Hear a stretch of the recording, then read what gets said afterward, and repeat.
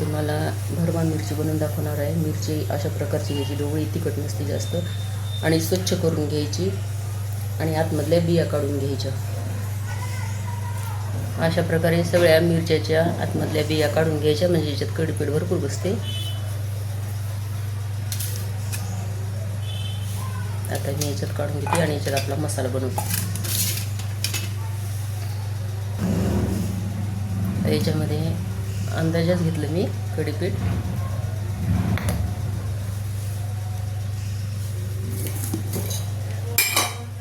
त्यानंतर थोडीशी जिरे, त्यानंतर थोडीशी हळद,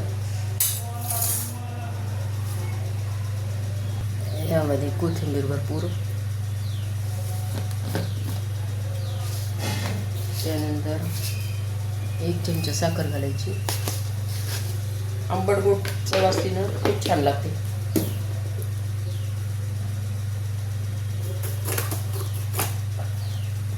त्यानंतर लिंबू घेते मी, अर्ध घेतलं, अर्ध लिंबू, थोडं अजून घेते.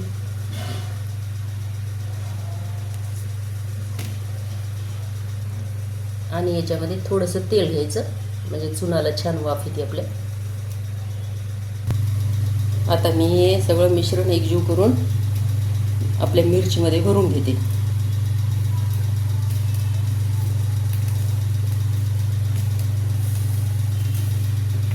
जास्त साहित्य लागत नाही, काही नाही, आपल्या घरच्या साहित्यामध्ये खाण्यासाठी 1 नंबर मिरची लागते ही.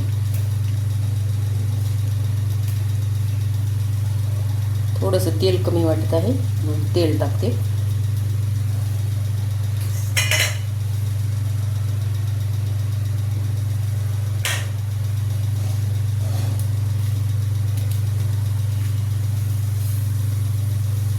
आता कढई ठेवली मी गॅसवर गरम करायला.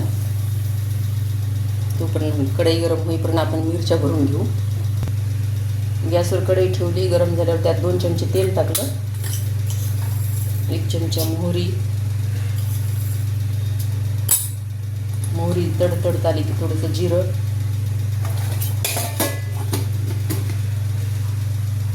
त्यामुळं आपल्याला याच्यामध्ये हिंग टाकायचा.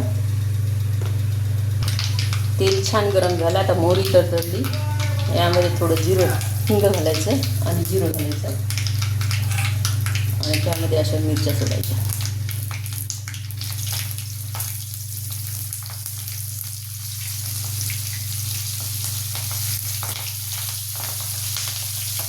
राहिलेलं पण टाकायचं होतं. हा मसाला खूप छान लागतो बरं का. याला चांगलं खालीवर करायला लागते, असं टाकून सोडून नाही देता येत, कारण कोरडं कडीपीठ आहे ना.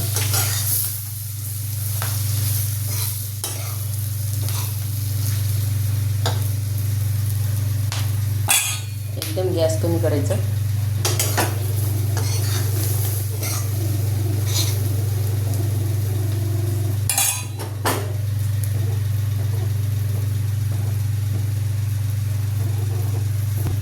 यामध्ये थोडंसं दूध टाकायचं. दूध टाकल्यानंतर एकदा खालीवर करायचं छान. असं परतून घेतलं की त्याच्यावर 5 मिनिटं झाकण ठेवायचं.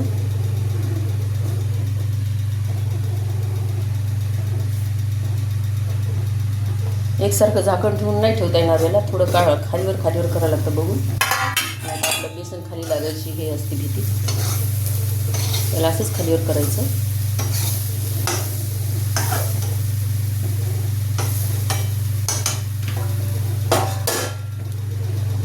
दोन मिनटं झाकून ठेवायचं, नंतर काढायचं, खालीवर करायचं. असं मिरची चांगली आपली मऊ होईपर्यंत करत राहायचं. आता मी याला अजून परतून घेणार आहे. आपल्या मिरचीचा रंग बदलला, हे मिरचीला शिजायला जास्त वेळ लागत नाही. रंग बदलला की आपण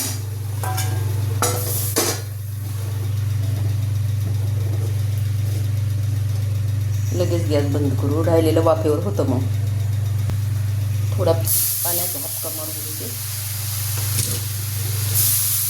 म्हणजे आपल्या कढीपिठाला छान वाफ येईल.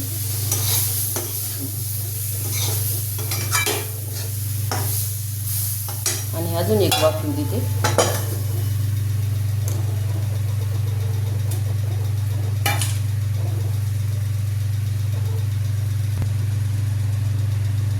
हे बघा, आता मी गॅस बंद करते. किती सुंदर कलर आला बघ मिरची. हे आपली भरवा मिरची खाण्यासाठी.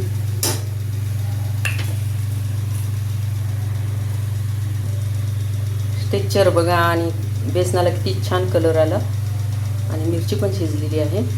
अशा प्रकारे एकदा बनवून बघा. नक्की एका जागी एक पोळीच्या जागी तुम्ही 2 पोळ्या नक्की खाणार. आठवड्यातून 3दा तर नक्कीच बनणार हा पदार्थ. आमच्याकडे तर डेली असतो, एक दिवस आड.